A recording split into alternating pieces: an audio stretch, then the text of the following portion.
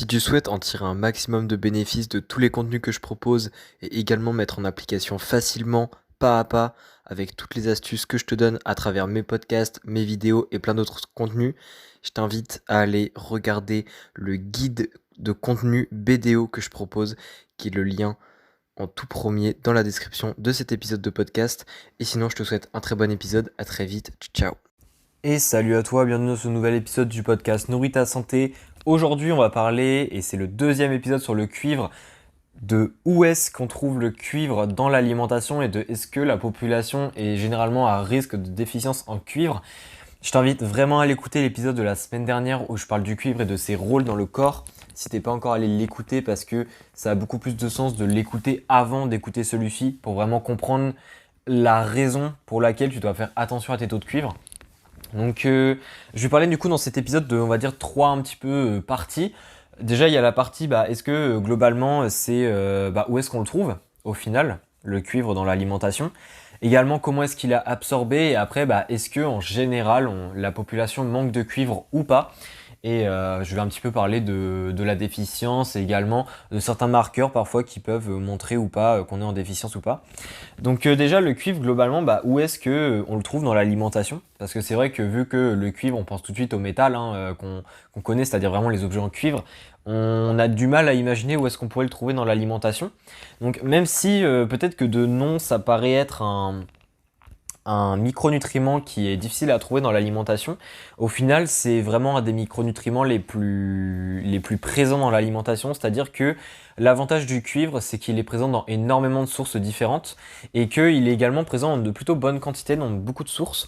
Donc je vais en citer quelques-unes. Alors il y a aussi bien des sources animales que végétales, c'est-à-dire que végétarien on a des sources, vegan on a des sources et puis omnivore on a aussi des sources alimentaires. Par exemple, au niveau des sources animales, on a aussi bien les fruits de la mer, tout ce qui est mollusques. On a également tout ce qui est abats. Les abats sont très très riches en cuivre. Les viandes aussi, de manière générale, ont quand même du cuivre.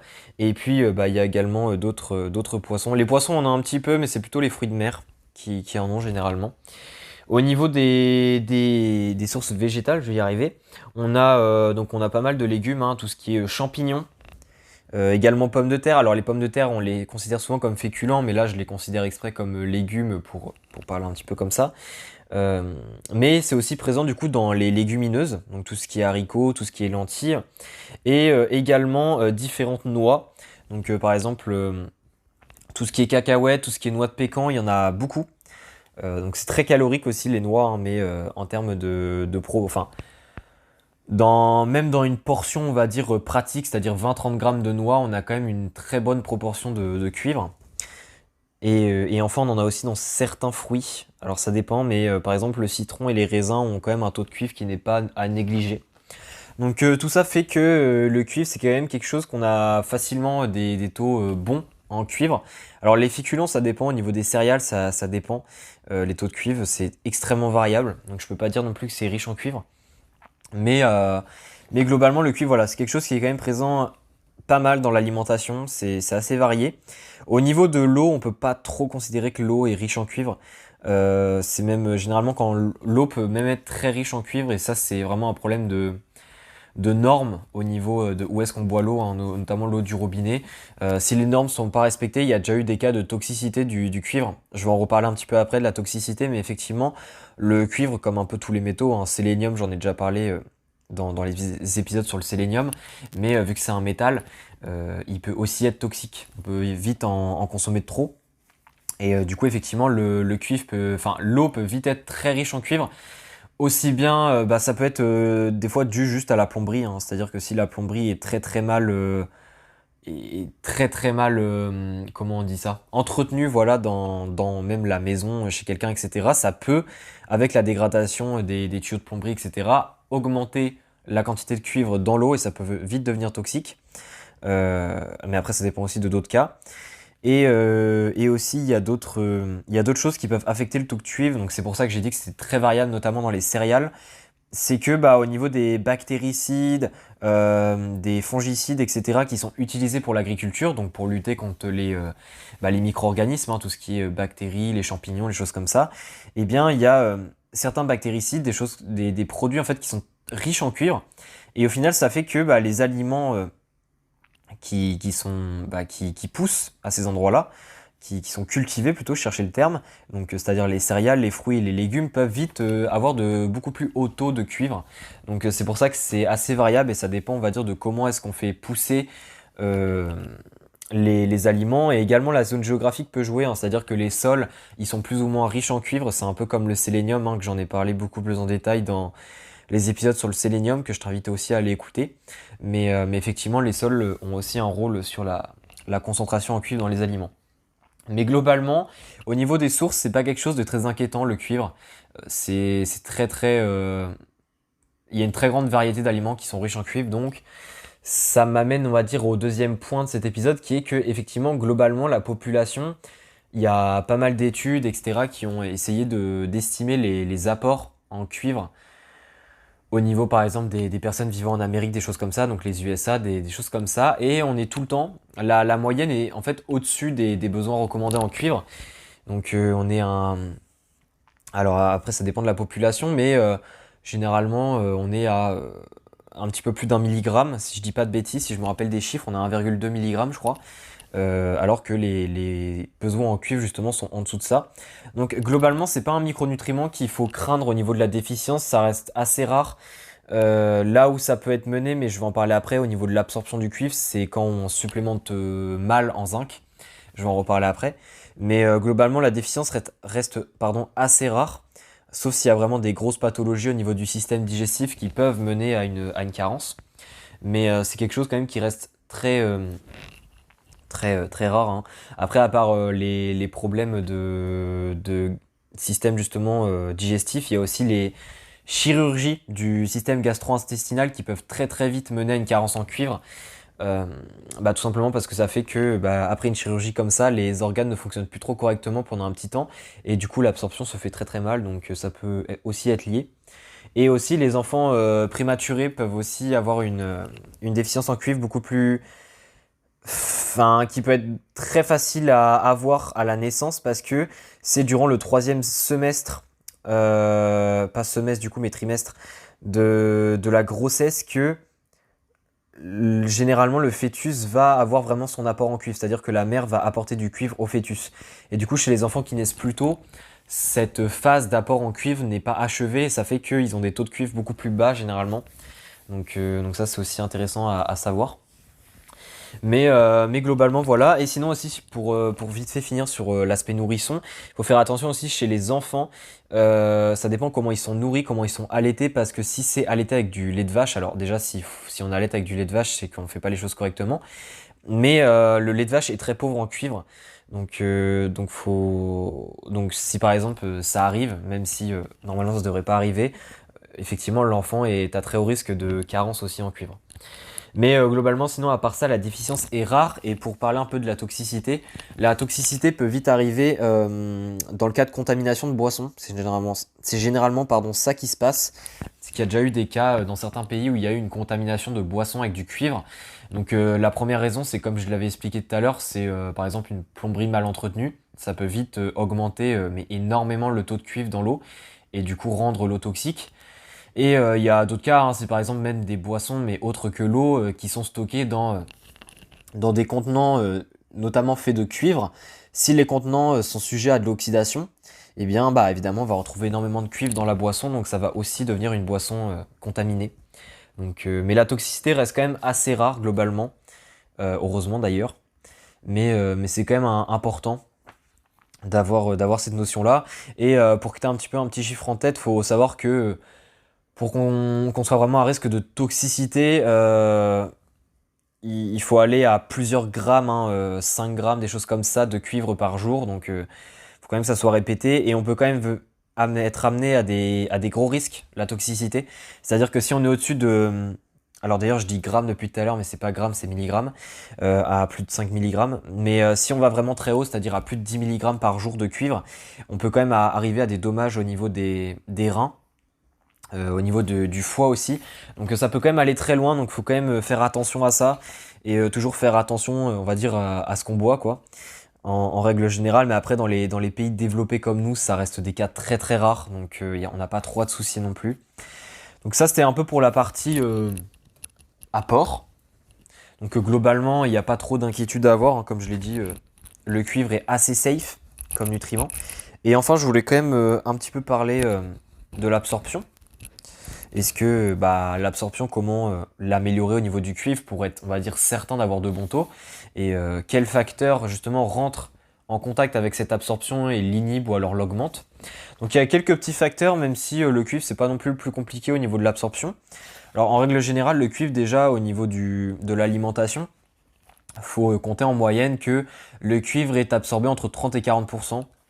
Donc c'est pas non plus extrêmement bas, mais c'est pas non plus très haut. Mais après, vu la richesse qu'il y a dans l'alimentation de base en termes de cuivre, ça suffit largement pour avoir de bons apports.